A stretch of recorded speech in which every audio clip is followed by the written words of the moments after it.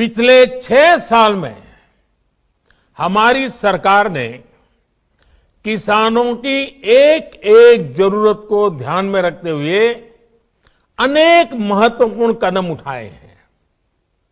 इसी कड़ी में देश के किसानों की उन मांगों को भी पूरा किया गया है जिन पर बरसों से सिर्फ और सिर्फ मंथन चल रहा था।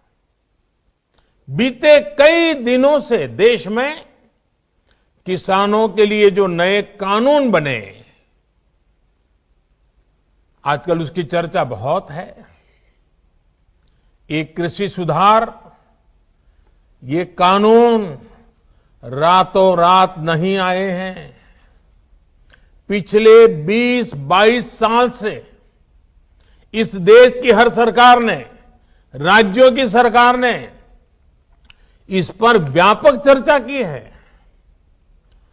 कम अधिक सभी संगठनों ने इन पर विमर्श किया है। देश के किसानों के संगठन, कृषि एक्सपर्ट्स, कृषि अर्थशास्त्री, कृषि वैज्ञानिक, हमारे यहां के प्रोग्रेसिव किसान भी लगातार कृषि क्षेत्र में सुधार की मांग करते आए हैं।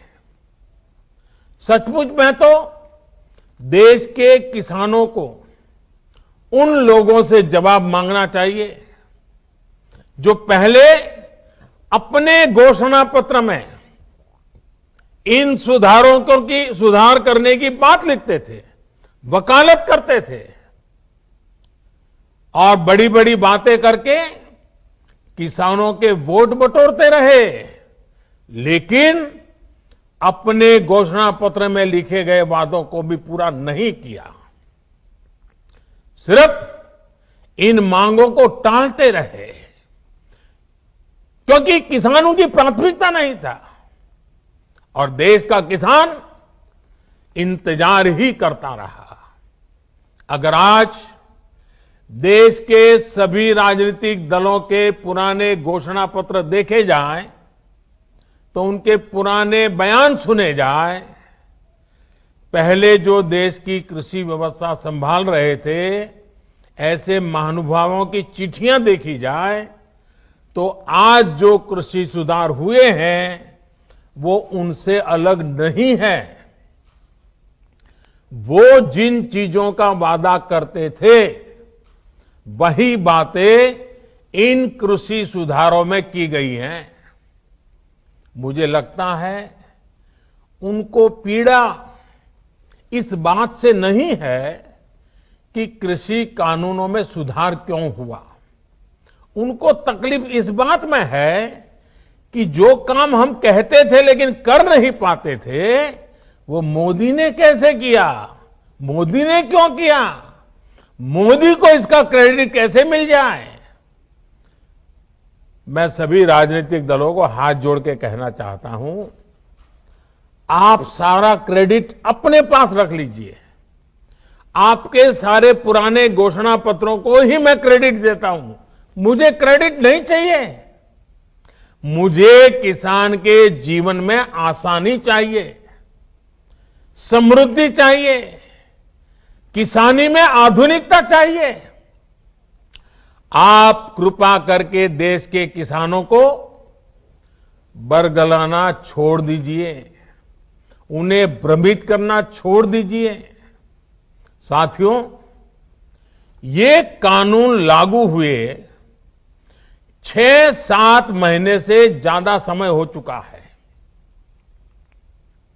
लेकिन अब अचानक भ्रम और झूठ का जाल बिछाकर अपनी राजनीतिक जमीन जोतने के खेल खेले जा रहे हैं। किसानों के कंधे पर बंदूक रखकर वार किए जा रहे हैं। आपने देखा होगा, सरकार बार बार पूछ रही है,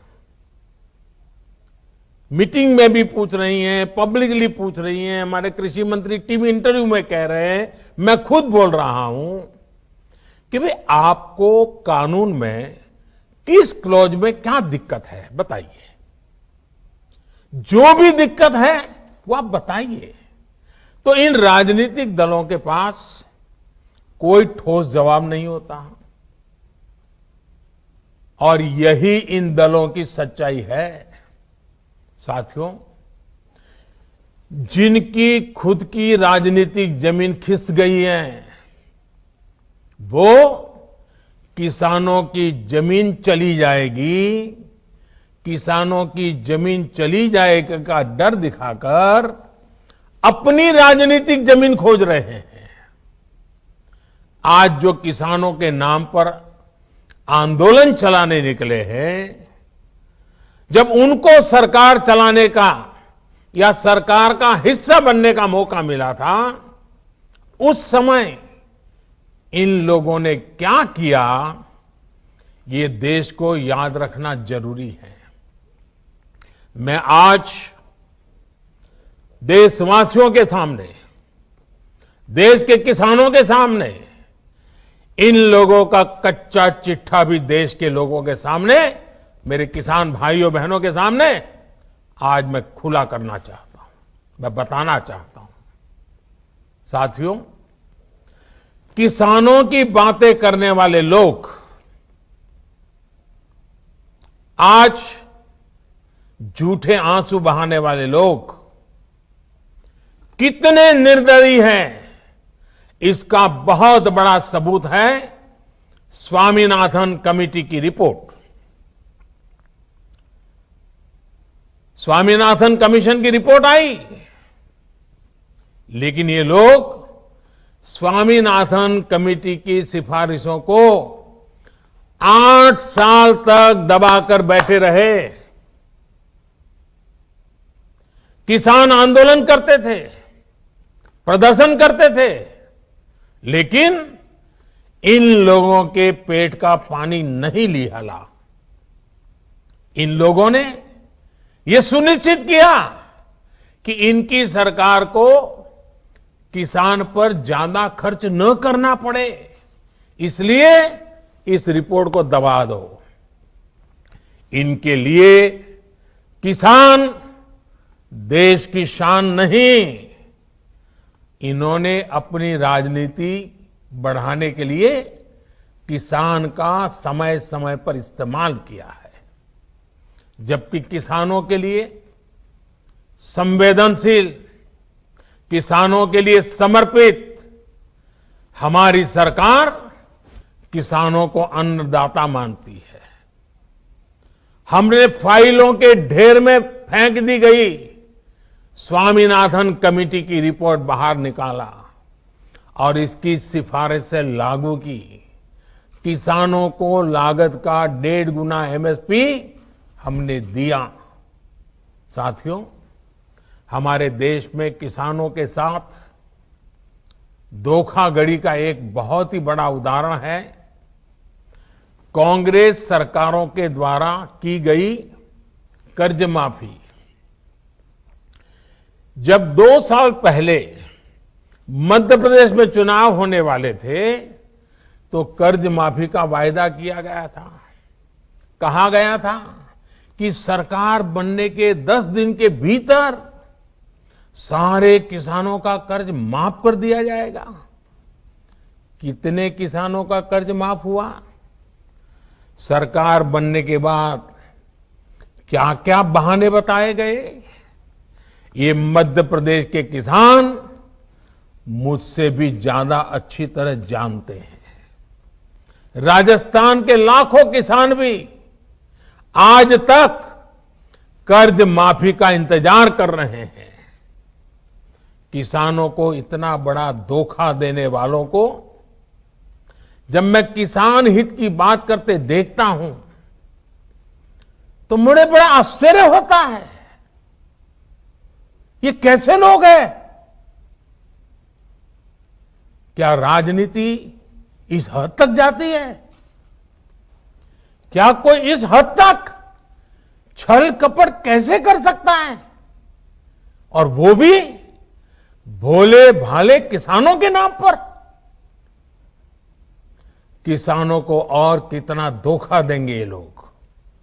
साथियों, हर चुनाव से पहले ये लोग कर्ज माफी की बात करते हैं।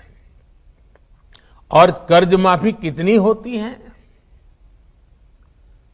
सारे किसान इससे कवर होते हैं क्या?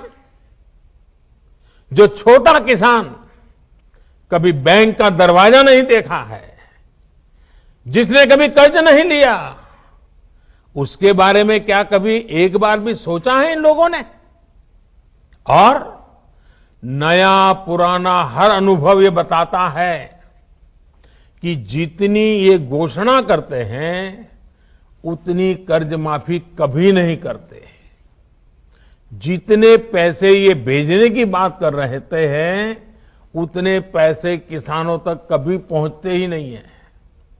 किसान सोचता था कि अब तो पूरा कर्ज माफ होगा और बदले में उसे मिलता था बैंकों का नोटिस और गिरफ्तारी का वारंट। और इस कर्ज माफी का सबसे बड़ा लाभ किसे मिलता था? इन लोगों के करीबियों को, नाते रिश्तेदारों को। अगर मेरे मीडिया के मित्र अगर थोड़ा खंगालेंगे तो ये सब 8-10 साल पहले की रिपोर्ट में उन्हें पूरी तरह कच्चा चिट्ठा मिल जाएगा।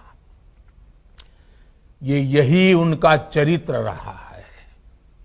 किसानों की राजनीति का दम भरने वालों ने कभी इसके लिए आंदोलन नहीं किया, प्रदर्शन नहीं किया। कुछ बड़े किसानों का कर्ज 10 साल में एक बार माफ हो गया, इनकी राजनीतिक रोटी सिक गई, काम पूरा हो गया। फिर गरीब किसान को कौन पूछता है? वोट बैंक की राजनीति करने वाले इन लोगों ने और इन लोगों को देश अब भली भांति जान गया है, देश देख रहा है। देश हमारी नीयत में गंगा जल और मां नर्मदा के जल जैसी पवित्रता भी देख रहा है। इन लोगों ने 10 साल में एक बार कर्ज माफी करके लगभग 50,000 करोड़ रुपए देने की बात कही। 10 साल में एक बार 50,000 करोड़। हमारी सरकार ने जो पीएम किसान सम्मान योजना शुरू की है, उसमें हर साल किसानों को लगभग 75,000 करोड़ रुपए मिलेंगे। यानी 10 साल में लगभग 7.5 लाख करोड़ रुपया किसानों के बैंक खातों में सीधे ट्रांसफर। कोई लीकेज नहीं, किसी को कोई कमीशन नहीं, कट कल्चर का नामो निशान नहीं। साथियों, अब मैं देश के किसानों को याद दिलाऊंगा यूरिया की। याद करिए, 7-8 साल पहले यूरिया का क्या होता था, क्या हाल था? रात रात भर किसानों को यूरिया के लिए कतारों में खड़े रहना पड़ता था। क्या ये सच नहीं है? कई स्थानों पर यूरिया के लिए किसानों को लाठीचार्ज की खबरें आमतौर पर आती रहती थी। यूरिया की जमकर के काला बाजारी होती थी कि नहीं होती थी? किसान की फसल खाद की किल्लत में बर्बाद हो जाती थी, लेकिन इन लोगों का दिल नहीं पसीजता था। क्या ये किसानों पर जुल्म नहीं था, अत्याचार नहीं था? आज मैं ये देखकर हैरान हूं कि जिन लोगों की वजह से ये परिस्थितियां पैदा हुई, वो आज राजनीति के नाम पर खेती करने निकल पड़े हैं। साथियों, क्या यूरिया की दिक्कत का पहले कोई समाधान नहीं था? अगर किसानों के दुख दर्द, उनकी तकलीफों के प्रति जरा भी संवेदना होती तो यूरिया की दिक्कत होती ही नहीं।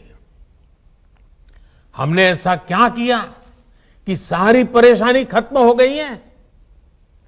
आज यूरिया की किल्लत की खबरें नहीं आती।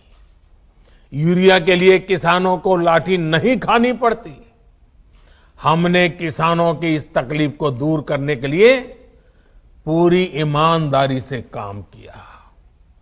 हमने कालाबाजारी रोकी, सख्त कदम उठाए, भ्रष्टाचार पर नकेल कसी। हमने सुनिश्चित किया कि यूरिया किसान के खेत में ही जाए। इन लोगों के समय में सब्सिडी तो किसान के नाम पर चढ़ाई जाती थी, लेकिन उनका लाभ कोई और लेता था। हमने भ्रष्टाचार की जुगलबंदी को भी बंद कर दिया। हमने यूरिया की 100% निम कोटिंग की। देश के बड़े बड़े खाद कारखाने जो तकनीक पुरानी होने के नाम पर बंद कर दिए गए थे, उन्हें हम फिर से शुरू करवा रहे हैं।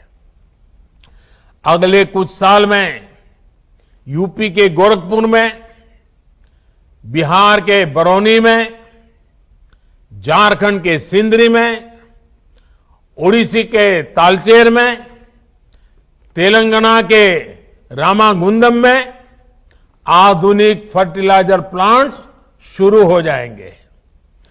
50-60 हजार करोड़ रुपए सिर्फ इस काम के लिए खर्च किए जा रहे हैं।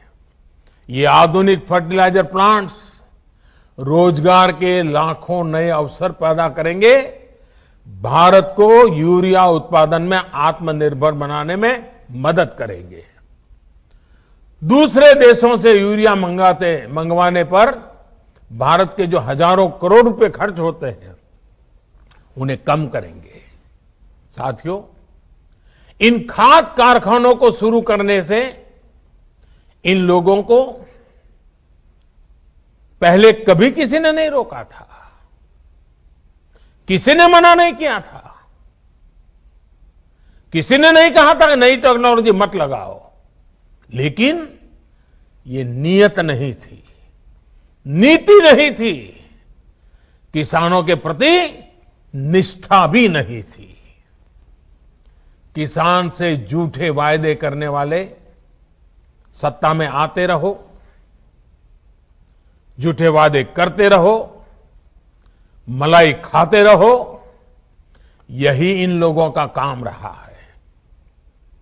साथियों, अगर पुरानी सरकारों को चिंता होती तो देश में 100 के करीब बड़े सिंचाई प्रोजेक्ट दशकों तक नहीं लटकते। बांध बनना शुरू हुआ तो 2500 साल तक बन ही रहा है। बांध बन गया तो नहरें नहीं बनी, नहरें बन गई तो नहरों को आपस में जोड़ा नहीं गया, और इसमें भी समय और पैसे दोनों की जमकर के बर्बादी की गई।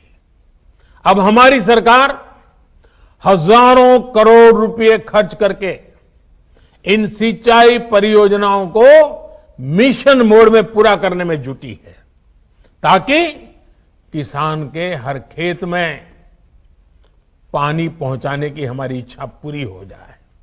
साथियों, किसानों की इनपुट कॉस्ट कम हो, लागत कम हो, खेती पर होने वाली लागत कम हो, इसके लिए भी सरकार ने निरंतर प्रयास किए हैं। किसानों को सोलर पंप बहुत ही कम कीमत पर देने के लिए देश भर में बहुत बड़ा अभियान चलाया जा रहा है। हम अपने अन्नदाता को ऊर्जा दाता भी बनाने के लिए काम कर रहे हैं। इसके अलावा हमारी सरकार अनाज पैदा करने वाले किसानों के साथ ही मधुमक्खी पालन, पशुपालन और मछली पालन को भी उतना ही बढ़ावा दे रही है। पहले की सरकार के समय देश में शहद का उत्पादन करीब 76,000 मैट्रिक टन 76,000 मैट्रिक टन होता था।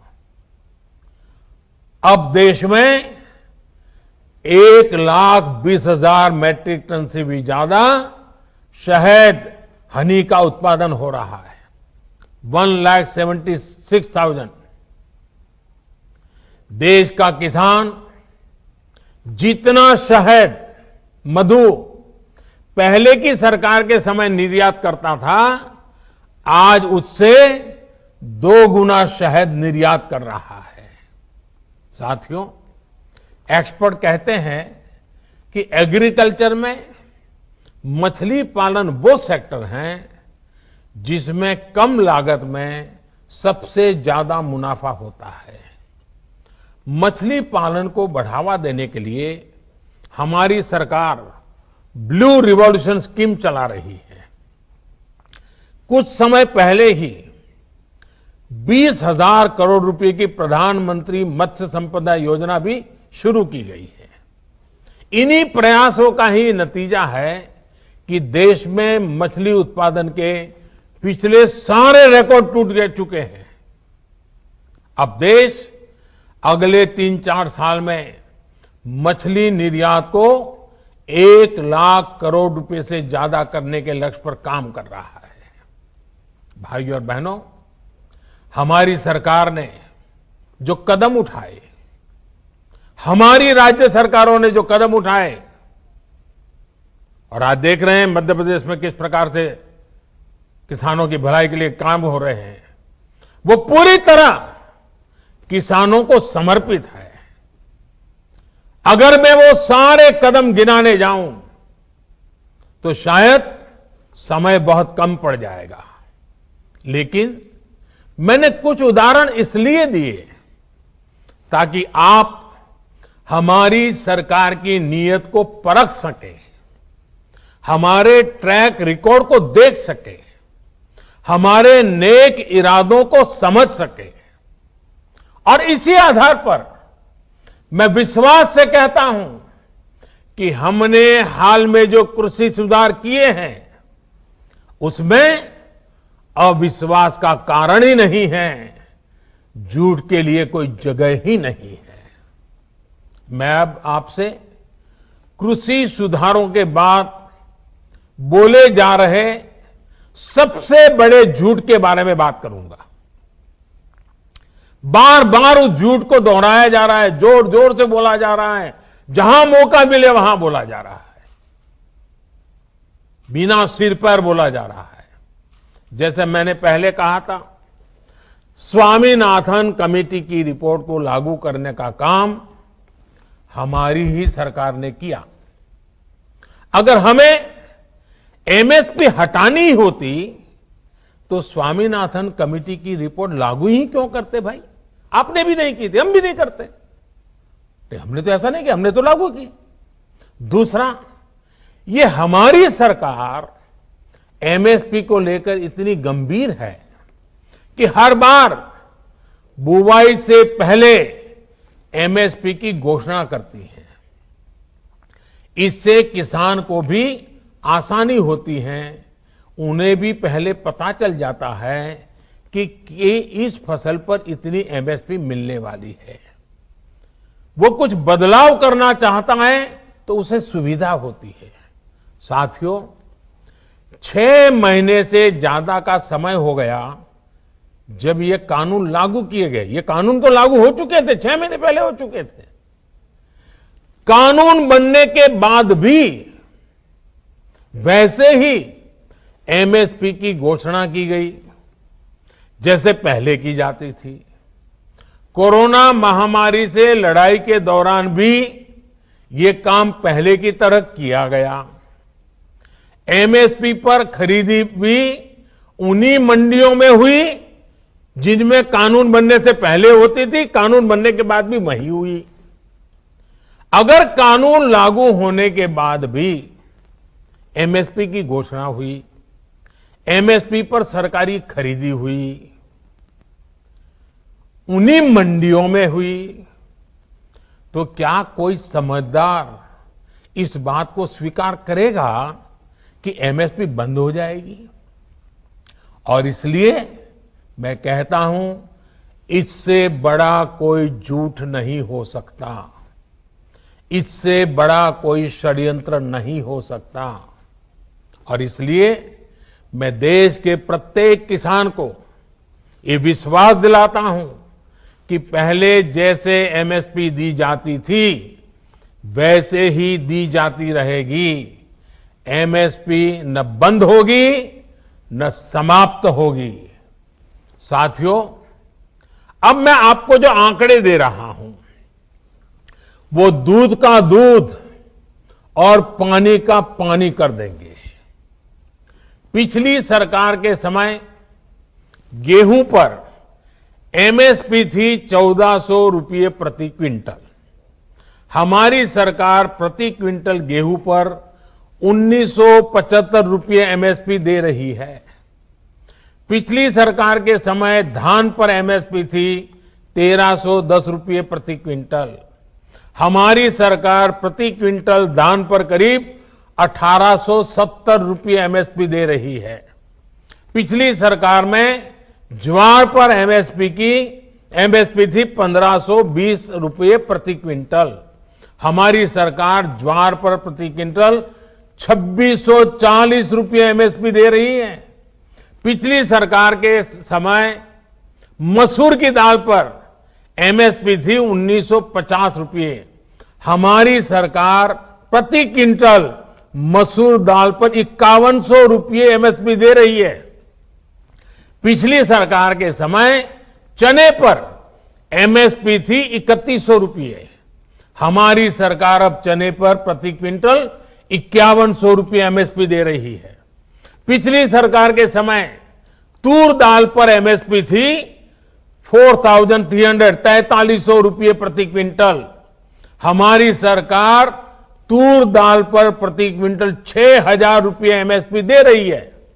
पिछली सरकार के समय मूंग दाल पर एमएसपी थी 4500 रुपये प्रति क्विंटल। हमारी सरकार मूंग दाल पर करीब 7200 रुपये 7200 रुपये एमएसपी दे रही है। साथियों, ये इस बात का सबूत है कि हमारी सरकार एमएसपी समय समय पर बढ़ाने को कितनी तवज्जो देती है, कितनी गंभीरता दे देती है। एमएसपी बढ़ाने के साथ ही सरकार का जोर इस बात पर भी रहा है कि ज्यादा से ज्यादा अनाज की खरीदारी एमएसपी पर की जाए। पिछली सरकार ने अपने 5 साल में किसानों से लगभग 1700 लाख मैट्रिक टन धान खरीदा था। ये आंकड़े याद रखना। हमारी सरकार ने अपने 5 साल में 3000 लाख मैट्रिक टन धान किसानों से एमएसपी में खरीदा, करीब करीब डबल। पिछली सरकार ने अपने 5 साल में करीब 3.25 लाख मैट्रिक टन तिलहन खरीदा था। हमारी सरकार ने अपने 5 साल में 56 लाख मैट्रिक टन से ज्यादा एमएसपी पर खरीदा है। अब सोचिए, कहां 3.25 लाख और कहां 56 लाख। यानी हमारी सरकार ने न सिर्फ एमएसपी में वृद्धि की बल्कि ज्यादा मात्रा में किसानों से उनकी उपज को एमएसपी पर खरीदा है। इसका सबसे बड़ा लाभ यह हुआ है कि किसानों के खाते में पहले के मुकाबले कहीं ज्यादा पैसा पहुंचा है। पिछली सरकार के 5 साल में किसानों को धान और गेहूं की एमएसपी पर खरीदने के बदले में 3,74,000 करोड़ रुपए मिले थे। हमारी सरकार ने इतने ही साल में गेहूं और धान की खरीद करने किसानों को 8 लाख करोड़ रुपए से ज्यादा दिए हैं। साथियों, राजनीति के लिए किसानों का उपयोग करने वाले लोगों ने किसान के साथ क्या बर्ताव किया, इसका एक और उदाहरण है दलहन की खेती। 2014 के समय को याद कीजिए, किस प्रकार देश में दालों का संकट था।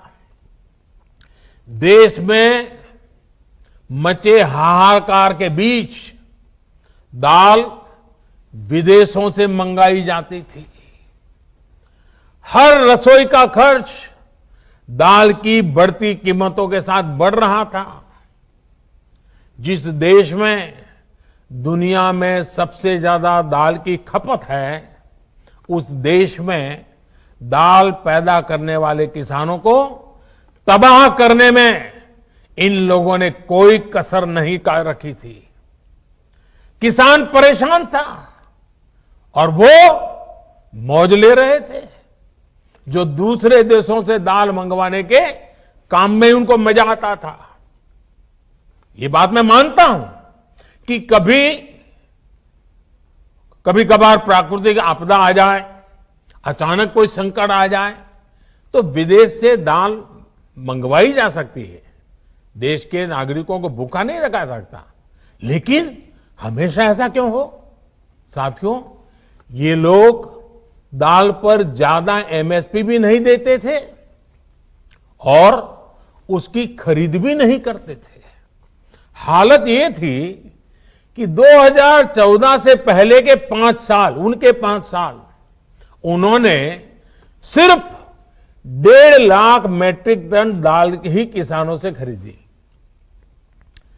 1.5 लाख मैट्रिक टन, ये आंकड़ा याद रखिए भाइयों बहनों, सिर्फ 1.5 लाख मैट्रिक टन दाल खरीदी। जब 2014 में हमारी सरकार आई तो हमने नीति भी बदली और बड़े निर्णय भी लिए। हमने किसानों को भी दाल की पैदावार के लिए प्रोत्साहित किया।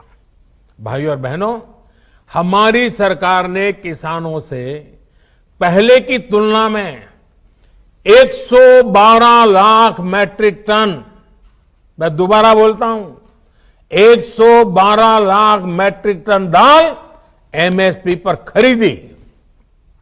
सोचिए, 1.5 लाख उनके जमाने में, वहां से हम सीधे ले गए 112 लाख मैट्रिक टन।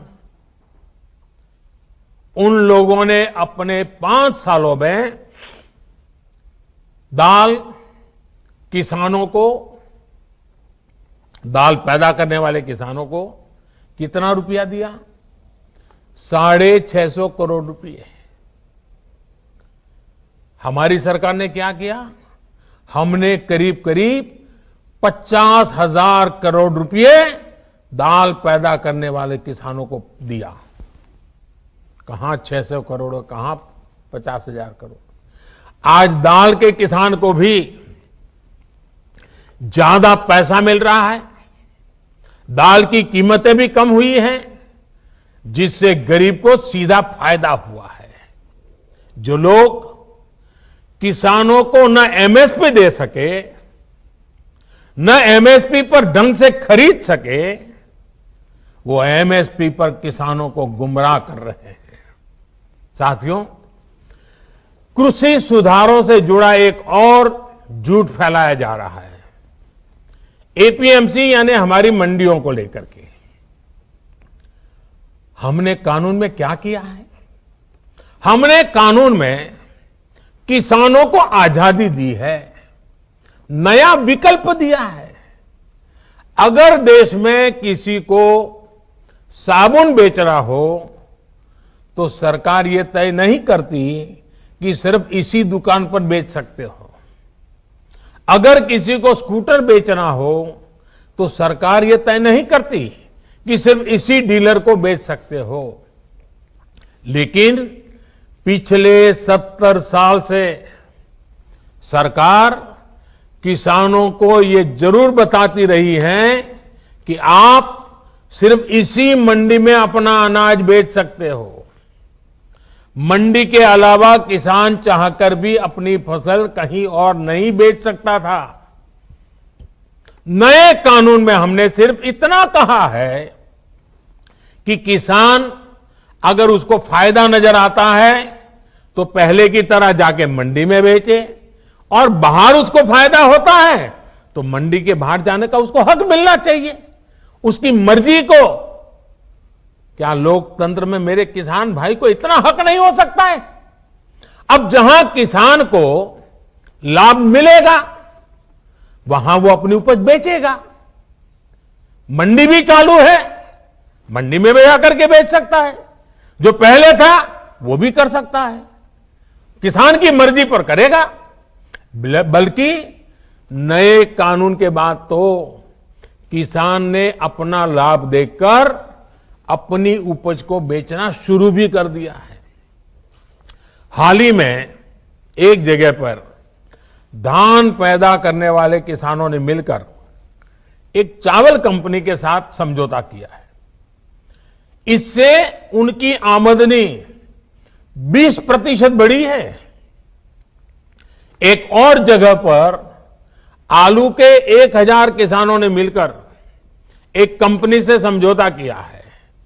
इस कंपनी ने उन्हें लागत में 35% ज्यादा की गारंटी दी है। एक और जगह की खबर में पढ़ रहा था, जहां एक किसान ने खेत में लगी मिर्च और केला सीधे बाजार में बेचा तो उसे पहले से 2 गुनी कीमत मिली। आप मुझे बताइए, देश के प्रत्येक किसान को ये लाभ, ये हक मिलना चाहिए या नहीं मिलना चाहिए? किसानों को सिर्फ मंडियों से बांधकर बीते दशकों में जो पाप किया गया है, ये कृषि सुधार कानून उसका प्रायश्चित कर रहे हैं। और मैं फिर दोहराता हूं, नए कानून के बाद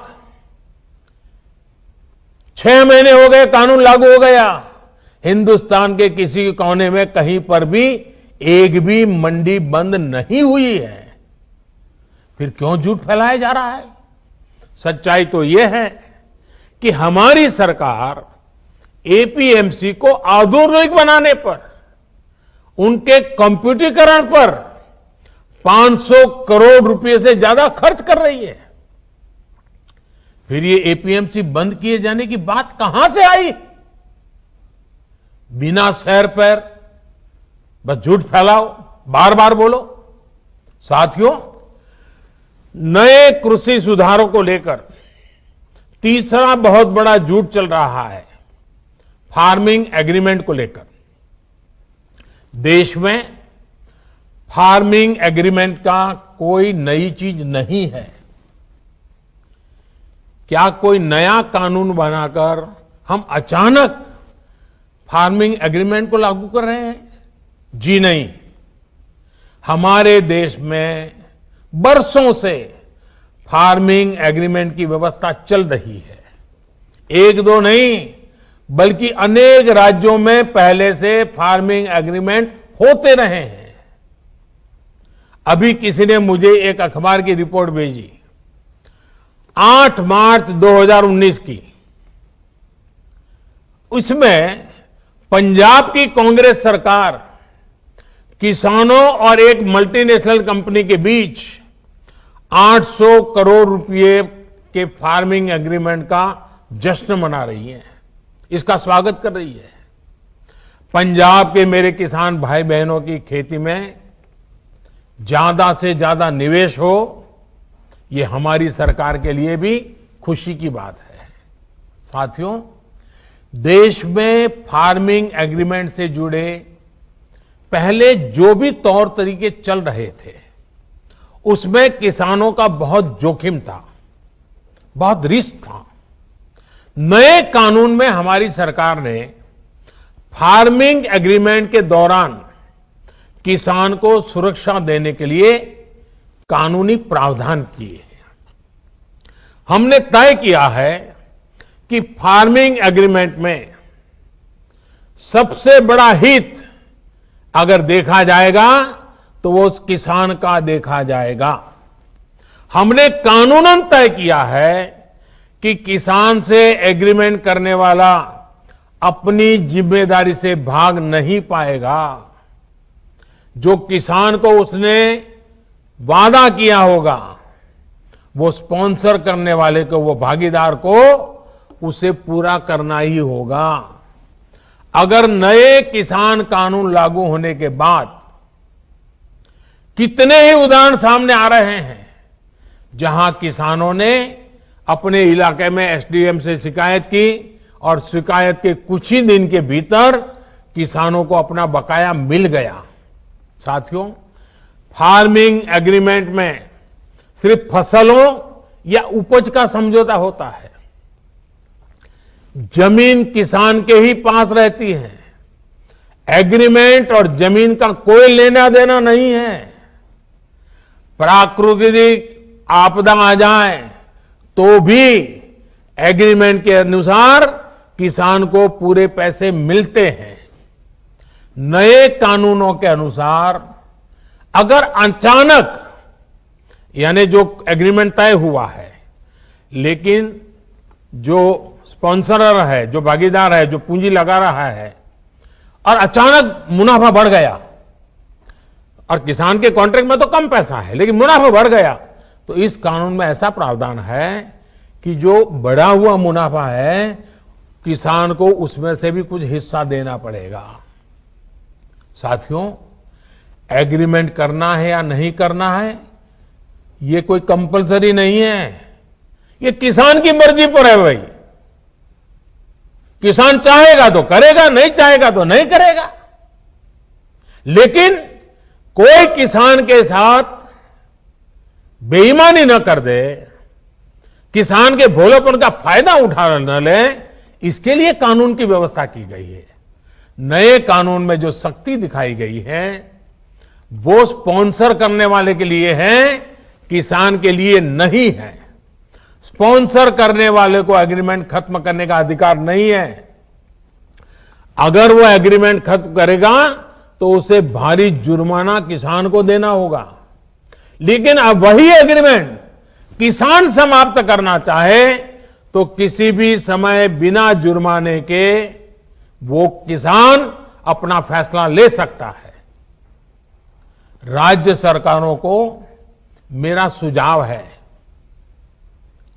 कि आसान भाषा में, आसान तरीके से समझ में आने वाली फार्मिंग एग्रीमेंट, उसका एक खाका बना करके किसानों को दे के रखना चाहिए ताकि कोई किसान से चीटिंग न कर सके।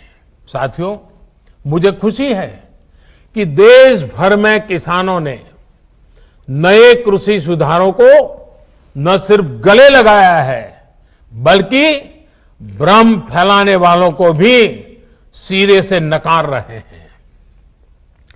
जिन किसानों में अभी थोड़ी सी भी आशंका बची है उनसे मैं फिर से कहूंगा कि आप एक बार फिर सोचिए। जो हुआ ही नहीं है, जो होने वाला ही नहीं है, उसका भ्रम और डर फैलाने वाली जमात से आप सतर्क रहिए। ऐसे लोगों को मेरे किसान भाइयों बहनों पहचानिए। इन लोगों ने हमेशा किसानों से धोखा दिया है, उनको धोखा दिया है, उनका इस्तेमाल किया है और आज भी यही कर रहे हैं। मेरी इस बातों को, इसके बाद भी, सरकार के इन प्रयासों के बाद भी अगर किसी को कोई आशंका है तो हम सर झुकाकर किसान भाइयों के सामने हाथ जोड़कर बहुत ही विनम्रता के साथ देश के किसान के हित में उनकी चिंता का निराकरण करने के लिए हर मुद्दे पर बात करने के लिए तैयार हैं। देश का किसान, देश के किसानों का हित हमारे लिए सर्वोच्च प्राथमिकताओं में से एक है।